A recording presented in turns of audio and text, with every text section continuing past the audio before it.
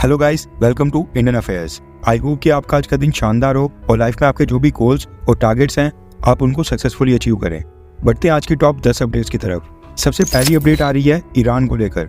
सबसे पहले तो मैं आपको बता दूं कि ईरान के प्रेसिडेंट इब्राहिम रईसी के हेलीकॉप्टर क्रैश को लेकर मीडिया में कई सारी अनकन्फर्म रिपोर्ट आ रही हैं। इसलिए हमने डिसाइड किया है कि आपको वही जानकारी दी जाए जिसकी पुष्टि ईरान की सरकार ने खुद ही कर दी है, क्योंकि ऐसे समय में इंफॉर्मेशन वॉरफेयर की गेम स्टार्ट हो जाती है और न्यूज चैनल्स भी कई सारी फेक न्यूज को फैलाने का काम करते हैं। अब इस डेवलपमेंट को लेकर खबर आ रही है कि पिछले कल ईरान के प्रेसिडेंट इब्राहिम रईसी जब अजरबैजान से ईरान वापस आ रहे थे, उसी दौरान उनका हेलीकॉप्टर क्रैश हुआ है और माना जा रहा है कि हेलीकॉप्टर ईरान की बाउंड्री के अंदर ही गिरा है। इब्राहिम रईसी के हेलीकॉप्टर के साथ 2 और हेलीकॉप्टर्स थे, लेकिन वो दोनों हेलीकॉप्टर्स सही सलामत ईरान की राजधानी तेहरान में पहुंच गए थे। खराब मौसम, धुंध, बारिश और रात के अंधेरे के कारण ईरान की सिक्योरिटी फोर्सेस को हेलीकॉप्टर की क्रैश साइट का पता बिल्कुल नहीं चल पा रहा था।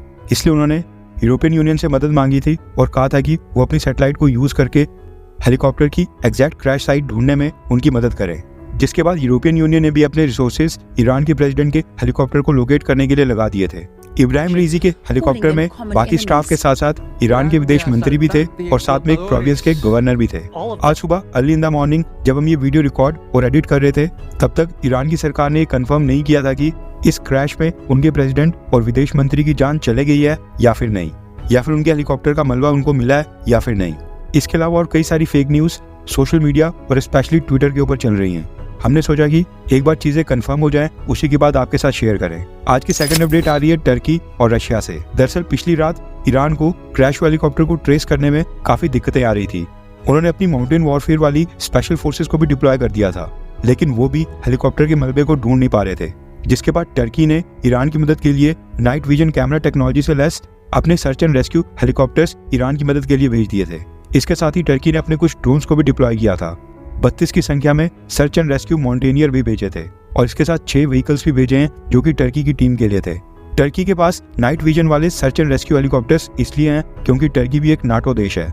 कई सारी weapons technology, high tech weapons Turkey को नाटो का सदस्य होने के कारण ही मिल जाते हैं। अमेरिका, ब्रिटेन, फ्रांस, ये सारे नाटो देश हैं और कई सारे हथियार जो इन्होंने खुद डेवलप किए होते हैं ये नाटो के सभी सदस्य देशों को सप्लाई करते हैं। इसके साथ ही टर्की ने कहा है कि वो अपने दोस्त ईरान की मदद के लिए हर संभव मदद करने की कोशिश करेगा और मुस्लिम उम्मा के लिए टर्की की सरकार पूरी तरह से प्रतिबद्ध है।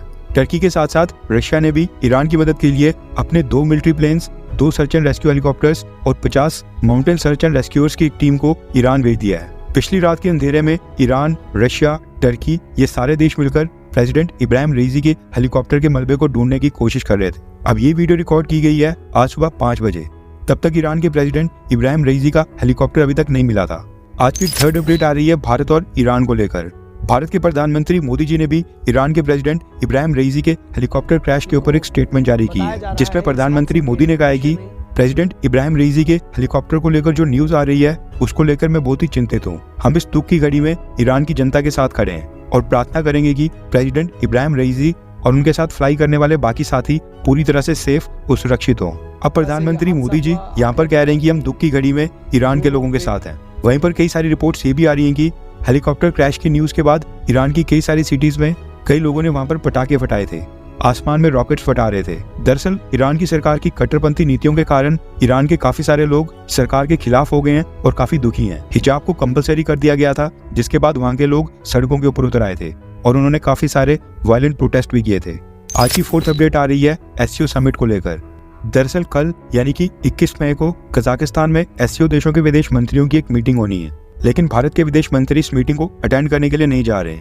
विदेश मंत्रालय के spokes person Randhir Jaiswal sir ने ये जानकारी दी है कि जयशंकर सर की जगह मिनिस्ट्री ऑफ एक्सटर्नल अफेयर्स के सेक्रेटरी दामू रवि सर ये मीटिंग अटेंड करने के लिए कजाकिस्तान जाएंगे और भारत को वहां पर रिप्रेजेंट करेंगे। भारत में इस समय लोकसभा इलेक्शन चल रहे हैं। मे भी तभी जयशंकर सर एससीओ देशों के विदेश मंत्रियों की मीटिंग को अटेंड करने के लिए खुद नहीं जा रहे हैं। ईरान के विदेश मंत्री भी एससीओ देशों की इस मीटिंग में हिस्सा लेने वाले थे, क्योंकि ईरान भी एससीओ का सदस्य देश है। अब ये समिट एंड मौके के ऊपर कैंसिल होता है या फिर नहीं, ये तो खैर अभी तक क्लियर नहीं हुआ है, क्योंकि ईरान के प्रेसिडेंट इब्राहिम रईसी का हेलीकॉप्टर क्रैश होना ये वाकई में बहुत ही बड़ी डेवलपमेंट है। इवन अमेरिका के प्रेसिडेंट जो बाइडेन को भी अपनी वेकेशन बीच में छोड़कर व्हाइट हाउस वापस आना पड़ा था।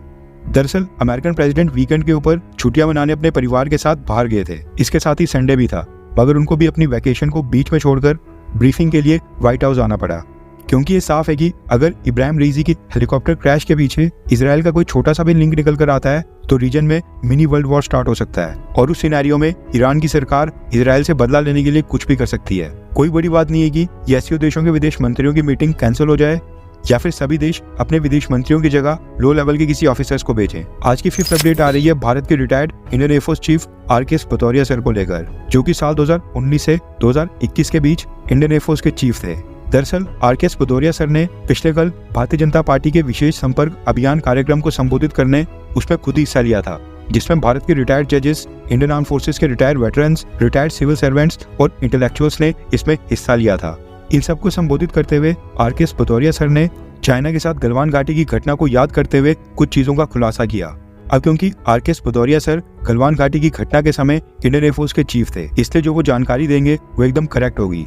पिछले कल उन्होंने कहा कि जब गलवान घाटी की घटना के बाद लद्दाख LAC के ऊपर भारत का चाइना के साथ स्टैंड ऑफ स्टार्ट हुआ था, उसके तुरंत बाद भारत ने अपने सबसे स्ट्रॉन्ग फाइटर जेट्स राफेल को लद्दाख में डिप्लॉय कर दिया था। जैसे भारत का पहला राफेल फाइटर जेट ले एयरबेस के ऊपर पहुंचा था, उसके डर से चाइना ने भी LAC के पास अपने 4 की संख्या में latest J-20 stealth fighter jets deploy कर दिए थे। और जब भारत ने अपने 4 राफेल फाइटर जेट्स को ले एयरबेस के ऊपर डिप्लॉय किया, चाइना इतना डर गया था कि उसने अपने 20 की संख्या में J-20 स्टेल्थ फाइटर जेट्स को लद्दाख LAC के पास डिप्लॉय कर दिया था। उन्होंने कहा कि चाइना को अंदाजा हो गया था कि हम अपने राफेल फाइटर जेट्स के साथ क्या कर सकते हैं। आज की 6th अपडेट आ रही है भारत और मालदीव्स को लेकर। कुछ दिन पहले मालदीव्स के डिफेंस मिनिस्टर ने कहा था कि भारत के दिए गए डॉर्नियर एयरक्राफ्ट्स और हेलीकॉप्टर्स को ऑपरेट करने के लिए मालदीव्स में एक भी पायलट नहीं है। इसी डेवलपमेंट के ऊपर भारत के विदेश मंत्रालय की एक स्टेटमेंट आई है। भारत के विदेश मंत्रालय के spokes person Randhir Jaiswal sir ने प्रेस ब्रीफिंग के दौरान कहा है कि भारत और मालदीव्स के बीच की डिफेंस एंड सिक्योरिटी एंगेजमेंट में कैपेसिटी बिल्डिंग एक बहुत ही इंपॉर्टेंट कंपोनेंट है। हमने पहले भी मालदीव्स के डिफेंस पर्सनल्स को ट्रेनिंग दी है, एंड अगर मालदीव्स रिक्वेस्ट करता है कि हम उनके पायलट्स को डॉर्नियर एयरक्राफ्ट और हेलीकॉप्टर्स को फ्लाई करने की ट्रेनिंग दे, हम खुशी से उसको स्वीकार करेंगे। यानी भारत खुशी खुशी मालदीव्स के पायलट्स को ट्रेनिंग देगा। आज की 7th अपडेट आ रही है पंजाब से।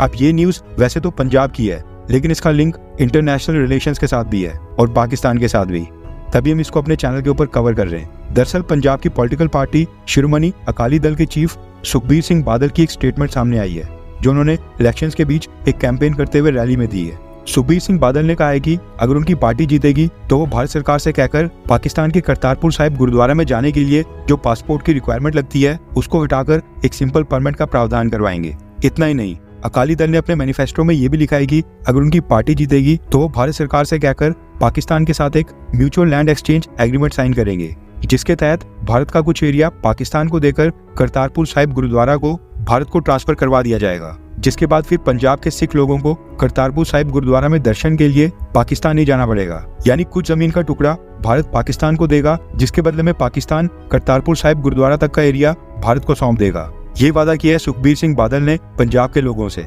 अब सुखबीर सिंह बादल पंजाब के डिप्टी चीफ मिनिस्टर भी रह चुके हैं, जबकि उनके पिता प्रकाश सिंह बादल एक समय पर पंजाब के चीफ मिनिस्टर थे। वैसे ये पार्टीशन के समय हमारे चाचा नेहरू की एक और नालायकी है। अगर उन्होंने उस समय करतारपुर साहिब गुरुद्वारा को भारत की सीमा में लाने की मांग की होती, इसके ऊपर एक्शन लिया होता, तो आज ये दिन देखना ही नहीं पड़ता।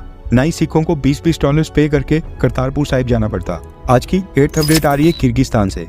किर्गिस्तान की सरकार ने बताया कि रिसेंटली जो पाकिस्तान और किर्गिस्तान के स्टूडेंट्स के बीच वहां पर लड़ाई झगड़ा हुआ था, उसमें एक भी पाकिस्तानी स्टूडेंट की कैजुअलिटी नहीं हुई है। ना ही पाकिस्तान की गर्ल्स स्टूडेंट्स के साथ वहां पर कोई रेप हुआ है। हाँ, कुछ स्टूडेंट्स वहां पर जख्मी हुए हैं, जिनको हॉस्पिटल में प्रॉपर इलाज मिल गया था। कैजुअलिटीज और रेप को लेकर जो खबरें फैलाई जा रही थी वो पूरी तरह से फेक न्यूज है। अब ये किर्गिस्तान की गवर्नमेंट का वर्जन है।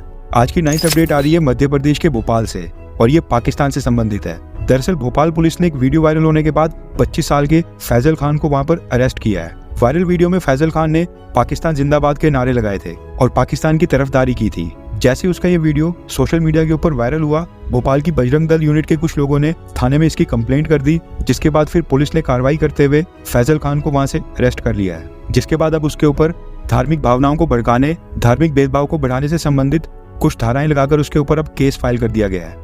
खबर आ रही कि फैजल खान भोपाल में एक पंचर की दुकान चलाता है, यानी टायर के पंचर बनाने का काम करता है। फैजल खान की वो वीडियो तो खैर हमें मिली नहीं, वरना हम आपको वो भी दिखा देते। ये जो पंचर की दुकान और पुलिस की पिक्चर्स जो भी आपने अपने स्क्रीन के ऊपर देखी, ये AI जनरेटेड है। आज की 10th अपडेट लोकसभा इलेक्शन से संबंधित है। दरअसल भारतीय जनता पार्टी ने एक बहुत ही इंटरेस्टिंग कैंपेन वीडियो जारी किया है, जो कि आप लोगों को भी देखना चाहिए। आज सुबह मेरे घर की बेल बजी। नमस्कार। तो भैया खटाक से हम आपकी गरीबी को दूर करने आए हैं। इसका बटन दबाओ और गरीबी हटाओ। मैं फ्लैशबैक में गया। कुछ साल पहले इनकी माता जी भी आई थी। इस पे मोहर लगाओ, गरीबी दूर भगाओ। गरीबी वहीं रही, पिताजी चले गए। उससे पहले इनके पिताजी आए थे। मोहर लगाओ, गरीबी हटाओ। हमारी गरीबी वहीं रही, दादाजी निकल गए। उससे पहले पिताजी की माताजी आई थी। हमें वोट दो, हम गरीबी हटाएंगे। आजादी के टाइम पे इनके पिताजी के माताजी के पिताजी भी आए थे। हमको वोट दो, हम गरीबी हटाएंगे। और वो भी तारा बन गए। ये लोग अभी भी खड़े थे। उन्होंने हाथ दिखाया और मैंने।